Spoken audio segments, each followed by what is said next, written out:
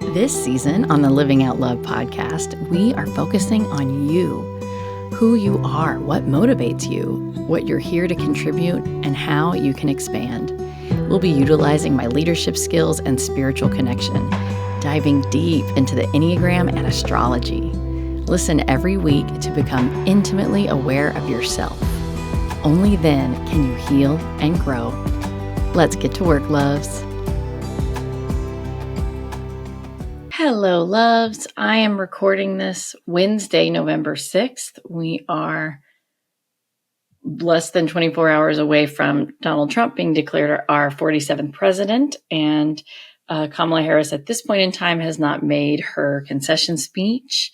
None of that's super relevant to what I'm going to talk about today, but I just wanted to ground you in the timing because this episode's going to air on Saturday. So there will probably be a lot of things happening between this moment that I'm speaking about and what's coming up Saturday.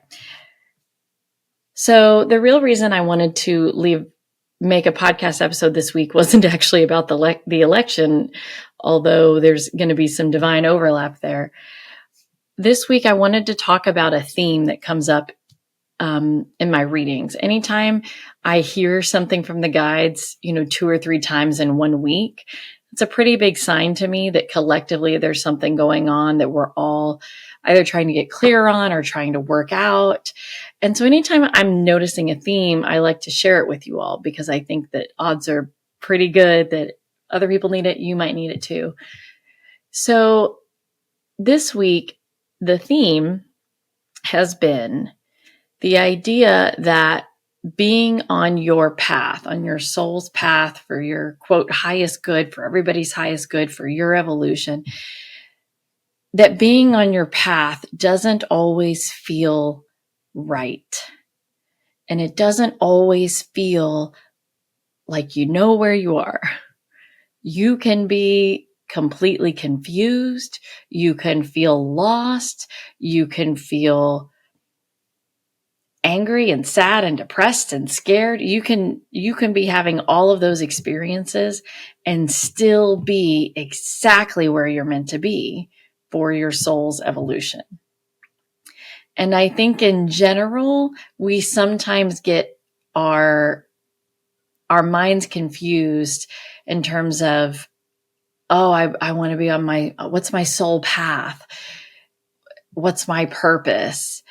I think there's a part of us that thinks as long as we're living our purpose and we're on our path, that we will feel an alignment, that it will feel like we're where we're supposed to be, like we will feel, all right, I'm supposed to be here. I'm supposed to be Amy Hageman at this computer on November 6th, whatever this is, right? And the truth is, that's just not how it is. There are going to be lots of days when you are doing exactly what you were supposed to be doing, and it just won't make any sense. Or it will just completely stink, and you will want to resist the hell out of whatever is coming your way. And that's a very understandable reaction to much of life. So whether you are excited that Trump got elected or are scared that Trump got elected, everybody in this country has had a lot of fear around what's going on and what's going to continue. And where are we headed? Are we on the right path? And there's a lot of people that have a lot of strong opinions about that in all directions. So I do want to bring it back to that and just say, we can absolutely be on the right path and it can feel like destruction.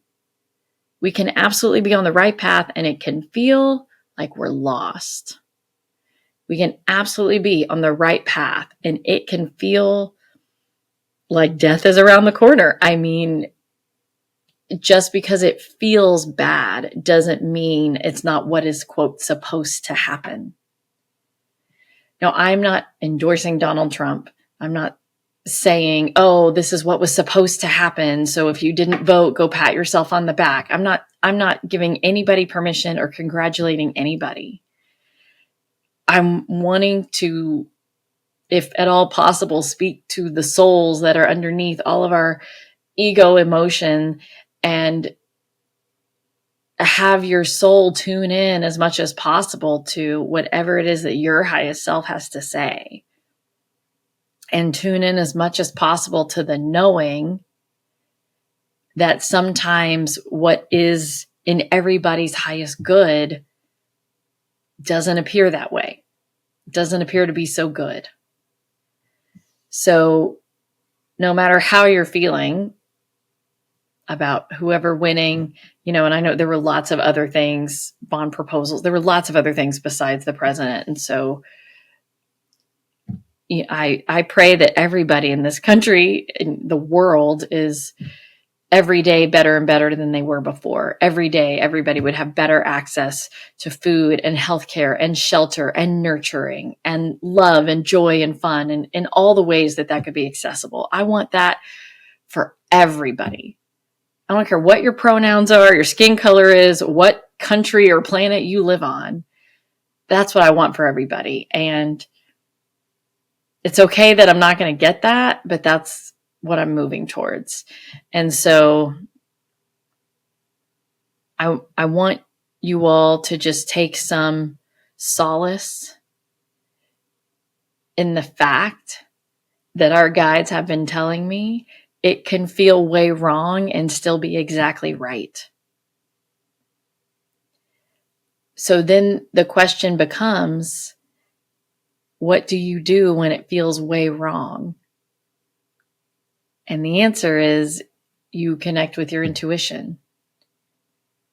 You journal, you pull cards, you do whatever you need to do. You go to your therapist, but you connect with your intuition, your highest self, and get in touch with, okay, what's mine to do now? And, I just happened to have therapy this morning when I have it on Wednesday mornings. I wasn't thinking about the election. And we were talking about the idea of radical acceptance because of other stuff, not even because of the election.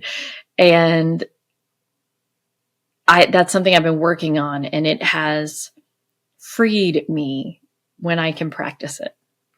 And not only freed me from resisting what is, from trying to hold back a boulder that's wanting to fall down, right? But also freed me from my thoughts that were keeping me in suffering. As long as I think that shouldn't have happened, this wasn't good enough, this was wrong, as long as I'm stuck in that resistance to whatever, I can't see anything else. I can't feel anything else. But as soon as we radically accept the what is, and we find safety in the what is, and the people watching on YouTube will see this. If you're listening, you won't see this. I'm touching my own chest, my own heart, like finding safety in your body, in your nervous system. As soon as you can find safety in the what is, it frees up your heart and your mind to be present in the now, to be able to access your guidance for what is mine to do now. So by now, it's, in theory, this is going to air on Saturday. So by now, days have passed since the election, and people might be feeling less emotional, or who knows what drama is going to happen between now and then. But wherever it is that you are in your life, in this country or not, just know that things feeling bad and the idea of feeling lost and feeling like we don't know what to do, none of that is actually a sign that you're off the path. Your path. And are there multiple paths? Of course there are. Of course, we live in an omnipotent, infinite universe. Of course, there's multiple ways to get to where we're going. You almost cannot do it wrong. The only thing that you can do is slow yourself down. So that's it for today, loves. We're keeping it short. I am sending you lots of love and solidarity with your dreams and your wishes for your well-being, yours, mine, and ours. I love you, all of you. Thank you for being here. And I hope this helps. Talk to you soon, loves. Bye. Thank you for listening to the Living Out Love podcast. If this episode was helpful for you, there are 3 ways that you can share the love. You can send this episode to family, friend, neighbor, leave me a rating and review on your favorite podcast platform, or comment and ask questions on YouTube. This season is meant to be interactive. Thanks again for your presence. I appreciate you being here. Talk to you next week, loves.